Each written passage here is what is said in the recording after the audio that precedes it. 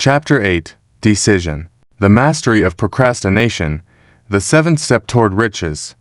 Accurate analysis of over 25,000 men and women who had experienced failure disclosed the fact that lack of decision was near the head of the list of the 30 major causes of failure. This is no mere statement of a theory, it is a fact. Procrastination, the opposite of decision, is a common enemy which practically every man must conquer. You will have an opportunity to test your capacity to reach quick and definite decisions when you finish reading this book and are ready to begin putting into action the principles which it describes. Analysis of several hundred people who had accumulated fortunes well beyond the $1 million mark disclosed the fact that every one of them had the habit of reaching decisions promptly and of changing these decisions slowly if and when they were changed. People who fail to accumulate money, without exception, have the habit of reaching decisions, if at all, very slowly, and of changing these decisions quickly and often. One of Henry Ford's most outstanding qualities is his habit of reaching decisions quickly and definitely, and changing them slowly. This quality is so pronounced in Mr. Ford that it has given him the reputation of being obstinate. It was this quality which prompted Mr. Ford to continue to manufacture his famous Model T, the world's ugliest car, when all of his advisors, and many of the purchasers of the car, were urging him to change it. Perhaps Mr. Ford delayed too long in making the change, but the other side of the story is that Mr. Ford's firmness of decision yielded a huge fortune before the change in model became necessary. There is but little doubt that Mr. Ford's habit of definiteness of decision assumes the proportion of obstinacy, but this quality is preferable to slowness in reaching decisions and quickness in changing them. The majority of people who fail to accumulate money sufficient for their needs are, generally, easily influenced by the opinions of others. They permit the newspapers and the gossiping neighbors to do their thinking for them.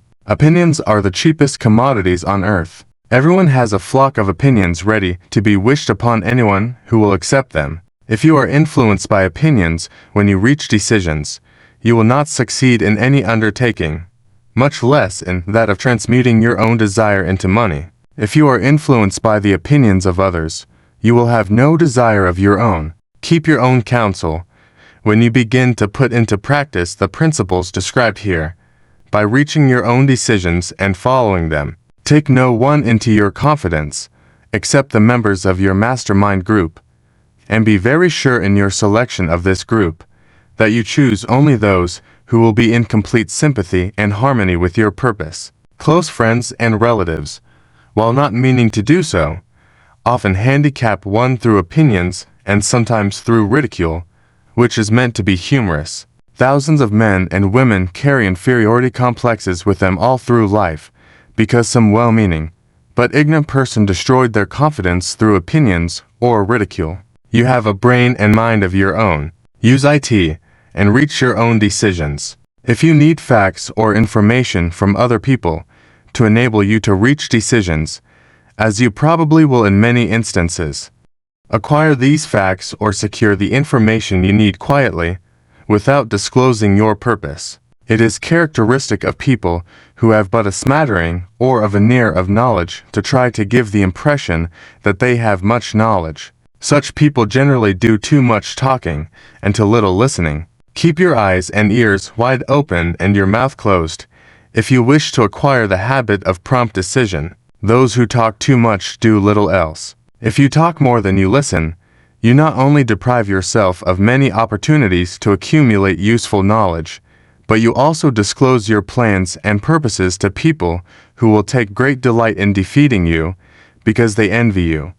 Remember, also, that every time you open your mouth in the presence of a person who has an abundance of knowledge, you display to that person your exact stock of knowledge, or your lack of it. Genuine wisdom is usually conspicuous through modesty and silence. Keep in mind the fact that every person with whom you associate is, like yourself, seeking the opportunity to accumulate money. If you talk about your plans too freely, you may be surprised when you learn that some other person has beaten you to your goal by putting into action ahead of you the plans of which you talked unwisely. Let one of your first decisions be to keep a closed mouth and open ears and eyes. As a reminder to yourself to follow this advice, it will be helpful if you copy the following epigram in large letters and place it where you will see it daily. Tell the world what you intend to do, but first show. This is the equivalent of saying that deeds, and not words, are what count most. Freedom or death on a decision. The value of decisions depends upon the courage required to render them. The great decisions, which served as the foundation of civilization, were reached by assuming great risks, which often meant the possibility of death. Lincoln's decision to issue his famous Proclamation of Emancipation, which gave freedom to the colored people of America, was rendered with full understanding that his act would turn thousands of friends and political supporters against him. He knew, too, that the carrying out of that proclamation would mean death to thousands of men on the battlefield. In the end, it cost Lincoln his life. That required courage. Socrates' decision to drink the cup of poison, rather than compromise in his personal belief, was a decision of courage. It turned time ahead 1,000 years, and gave to people then unborn the right to freedom of thought and of speech. The decision of Gen. Robert E. Lee,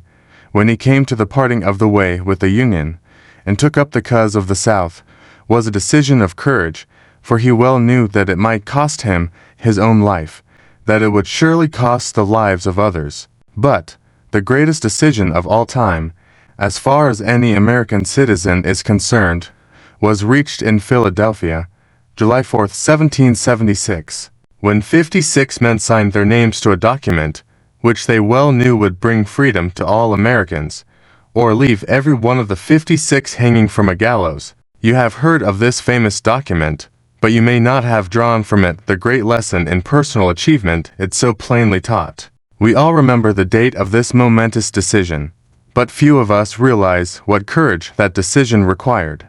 We remember our history, as it was taught. We remember dates, and the names of the men who fought.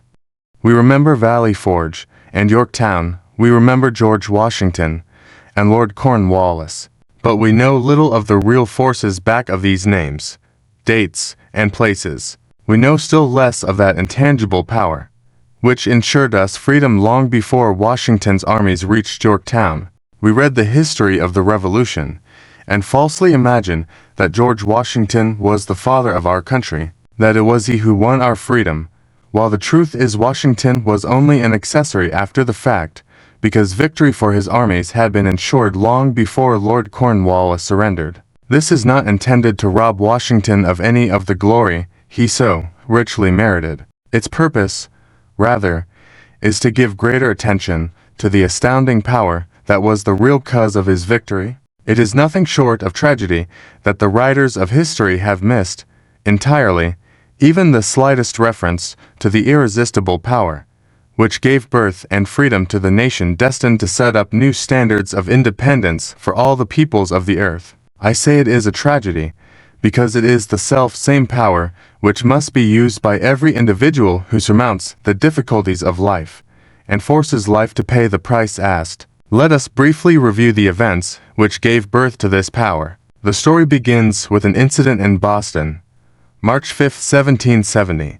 British soldiers were patrolling the streets, by their presence, openly threatening the citizens. The colonists resented armed men marching in their midst. They began to express their resentment openly, hurling stones as well as epithets at the marching soldiers, until the commanding officer gave orders, "Fix bayonets. Charge." The battle was on. It resulted in the death and injury of many. The incident aroused such resentment that the Provincial Assembly, made up of prominent colonists, called a meeting for the purpose of taking definite action. Two of the members of that assembly were John Hancock and Samuel Adams. Long live their names. They spoke up courageously and declared that a move must be made to eject all British soldiers from Boston. Remember this: a decision, in the minds of two men, might properly be called the beginning of the freedom which we, of the United States, now enjoy. Remember, too, that the decision of these two men called for faith and courage, because it was dangerous. Before the assembly adjourned, Samuel Adams was appointed to call on the governor of the province, Hutchinson, and demand the withdrawal of the British troops. The request was granted. The troops were removed from Boston, but the incident was not closed. It had caused a situation destined to change the entire trend of civilization. Strange, is it not, how the great changes, such as the American Revolution and the World War, often have their beginnings in circumstances which seem unimportant? It is interesting, also, to observe that these important changes usually begin in the form of a definite decision in the minds of a relatively small number of people. Few of us know the history of our country well enough to realize that John Hancock, Samuel Adams, and Richard Henry Lee of the province of Virginia were the real fathers of our country. Richard Henry Lee became an important factor in this story by reason of the fact that he and Samuel Adams communicated frequently by correspondence, sharing freely their fears and their hopes concerning the welfare of the people of their provinces. From this practice, Adams conceived the idea that a mutual exchange of letters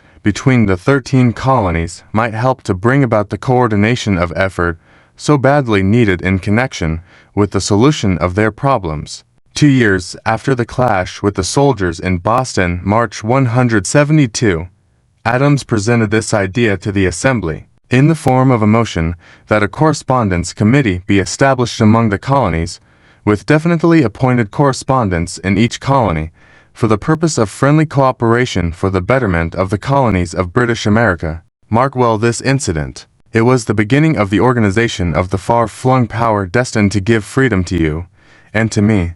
The mastermind had already been organized. It consisted of Adams, Lee, and Hancock. I tell you further, that if two of you agree upon the earth concerning anything for which you ask, it will come to you from my Father, who is in heaven.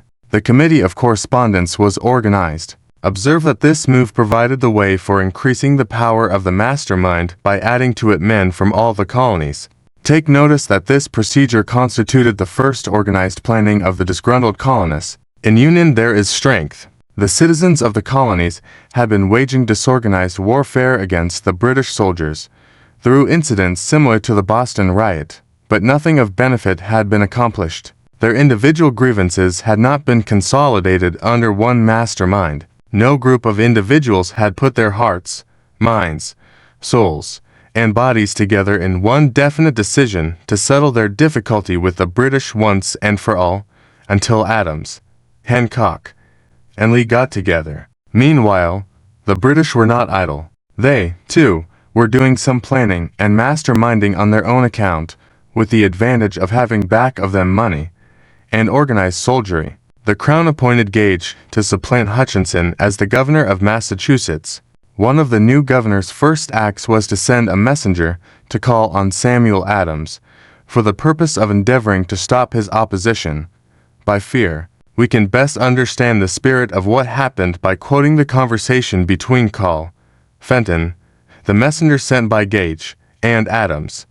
Call, Fenton, I have been authorized by Governor Gage to assure you, Mr. Adams, that the governor has been empowered to confer upon you such benefits as would be satisfactory. Endeavor to win Adams by promise of bribes, upon the condition that you engage to cease in your opposition to the measures of the government. It is the governor's advice to you, sir, not to incur the further displeasure of His Majesty. Your conduct has been such as makes you liable to penalties of an MT of Henry VIII, by which persons can be sent to England for trial for treason, or misprision of treason, at the discretion of a governor of a province. But, by changing your political course, you will not only receive great personal advantages, but you will make your peace with the king. Samuel Adams had the choice of two decisions. He could cease his opposition and receive personal bribes, or he could continue and run the risk of being hanged. Clearly, the time had come when Adams was forced to reach instantly a decision which could have cost his life. The majority of men would have found it difficult to reach such a decision. The majority would have sent back an evasive reply, but not Adams. He insisted upon Call, Fenton's word of honor, that the colonel would deliver to the governor the answer exactly as Adams would give it to him. Adams' answer: "Then you may tell Governor Gage that I trust I have long since made my peace with the King of Kings. No personal consideration shall induce me to abandon the righteous cause of my country. And tell Governor Gage it is the advice of Samuel Adams to him, no longer to insult the feelings of an exasperated people." Comment as to the character of this man seems unnecessary. It must be obvious to all who read this astounding message that its sender possessed loyalty of the highest order. This is important. Racketeers and dishonest politicians have prostituted the honor for which such men as Adams died. When Governor Gage received Adams' caustic reply, he flew into a rage, and issued a proclamation which read, "I do hereby, in His Majesty's name, offer and promise His most gracious pardon to all persons who shall forthwith lay down their arms, and return to the duties of peaceable subjects, accepting only from the benefit of such pardon Samuel Adams and John Hancock, whose offenses are of too flagitious a nature to admit of any other consideration but that of condign punishment." As one might say, in modern slang, Adams and Hancock were on the spot. The threat of the irate governor forced the two men to reach another decision, equally as dangerous. They hurriedly called a secret meeting of their staunchest followers. Here the mastermind began to take on momentum. After the meeting had been called to order, Adams locked the door, placed the key in his pocket, and informed all present that it was imperative that a Congress of the colonists be organized, and that no man should leave the room until the decision for such a Congress had been reached. Great excitement followed. Some weighed the possible consequences of such radicalism. Old man fear. Some expressed grave doubt as to the wisdom of so definite a decision in defiance of the Crown. Locked in that room were two men immune to fear, blind to the possibility of failure, Hancock and Adams. Through the influence of their minds, the others were induced to agree that, through the Correspondence Committee, arrangements should be made for a meeting of the First Continental Congress to be held in Philadelphia, September 5, 1774. Remember this date. It is more important than July 4, 1776. If there had been no decision to hold a Continental Congress, there could have been no signing of the Declaration of Independence. Before the first meeting of the new Congress, another leader, in a different section of the country, was deep in the throes of publishing a summary view of the rights of British America. He was Thomas Jefferson, of the province of Virginia, whose relationship to Lord Dunmore, representative of the Crown in Virginia, was as strained as that of Hancock and Adams with their governor. Shortly after his famous Summary of Rights was published, Jefferson was informed that he was subject to prosecution for high treason against His Majesty's government. Inspired by the threat, one of Jefferson's colleagues, Patrick Henry, boldly spoke his mind, concluding his remarks with a sentence which shall remain forever a classic: "If this be treason, then make the most of it." It was such men as these who, without power, without authority, without military strength, without money, sat in solemn consideration of the destiny of the colonies.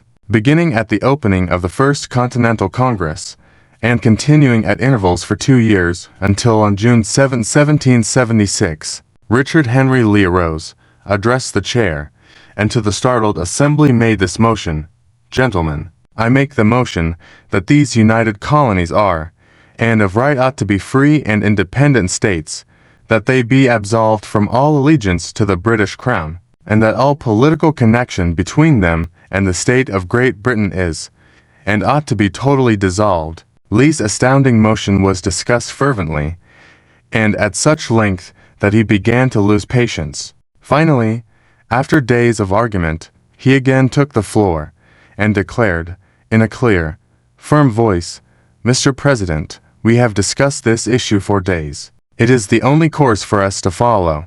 Why, then, sir, do we longer delay? Why still deliberate? Let this happy day give birth to an American Republic. Let her arise, not to devastate and to conquer, but to re-establish the reign of peace and of law. The eyes of Europe are fixed upon us. She demands of us a living example of freedom that may exhibit a contrast, in the felicity of the citizen, to the ever-increasing tyranny."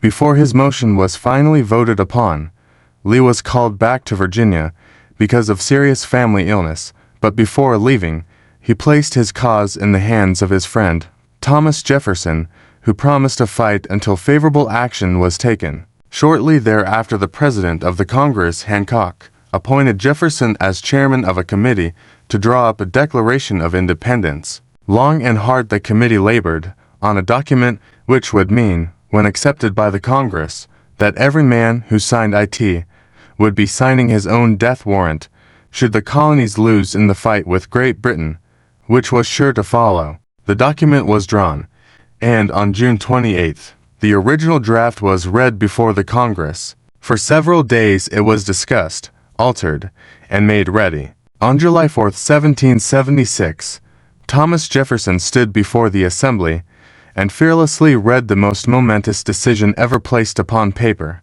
When in the course of human events it is necessary for one people to dissolve the political bands which have connected them with another, and to assume, among the powers of the earth, the separate and equal station to which the laws of nature and of nature's God entitle them, a decent respect to the opinions of mankind requires that they should declare the causes which impel them to the separation.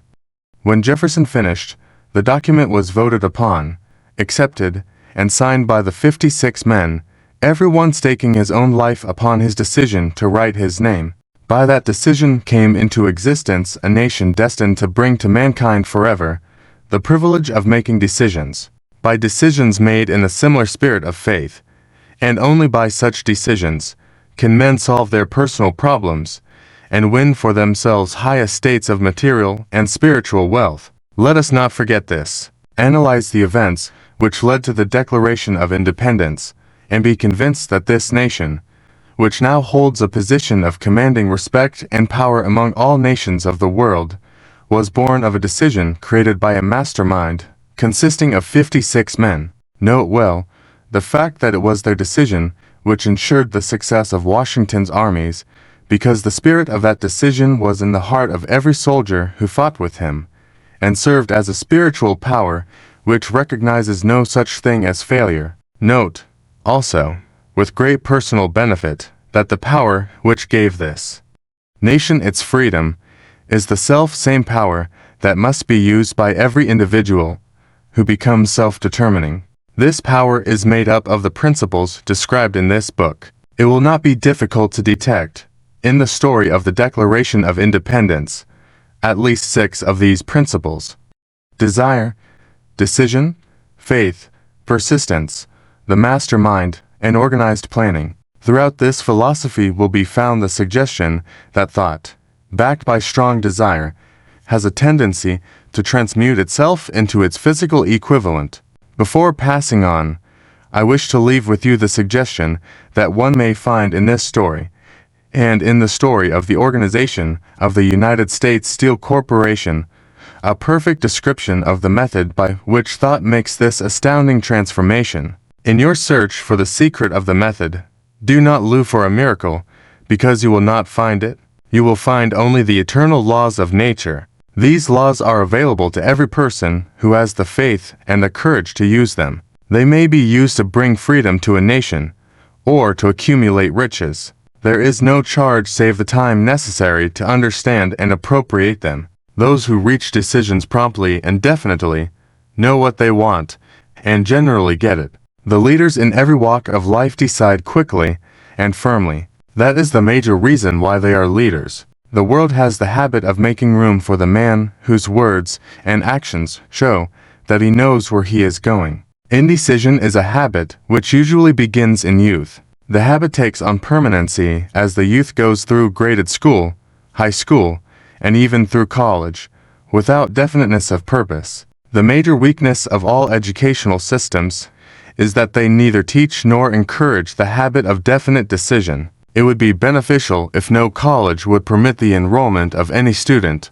unless and until the student declared his major purpose in matriculating. It would be of still greater benefit if every student who enters the graded schools were compelled to accept training in the habit of decision, and forced to pass a satisfactory examination on this subject before being permitted to advance in the grades. The habit of indecision acquired because of the deficiencies of our school systems, goes with the student into the occupation he chooses, if, in fact, he chooses his occupation. Generally, the youth just out of school seeks any job that can be found. He takes the first place he finds, because he has fallen into the habit of indecision. 98 out of every 100 people working for wages today are in the positions they hold, because they lack the definiteness of decision to plan a definite position, and the knowledge of how to choose an employer. Definiteness of decision always requires courage, sometimes very great courage. The 56 men who signed the Declaration of Independence staked their lives on the decision to affix their signatures to that document.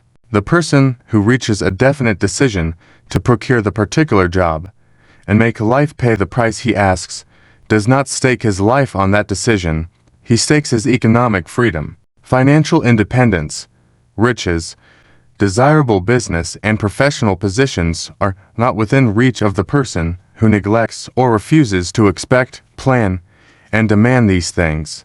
The person who desires riches in the same spirit that Samuel Adams desired freedom for the colonies is sure to accumulate wealth. In the chapter on organized planning, you will find complete instructions for marketing every type of personal services. You will find also detailed information on how to choose the employer you prefer and the particular job you desire. These instructions will be of no value to you unless you definitely decide to organize them into a plan of action.